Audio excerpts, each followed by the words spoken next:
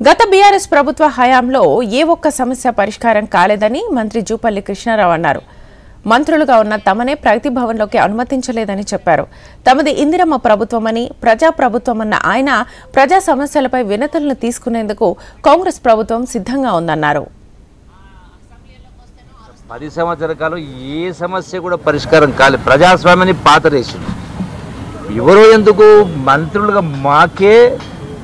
మాకే నియోజకవర్గమైన శాఖకు సంబంధించిన సమస్యలైనా ఇంకొకటైనా ముఖ్యమంత్రి దృష్టి తీసుకురావాలంటే ప్రగతి భవన్లు గేట్లు తెరుచుకోకపోతుండే. ఏ రోజున కూడా సెక్రటరియట్ కానీ రాకపోతూ ఉండే.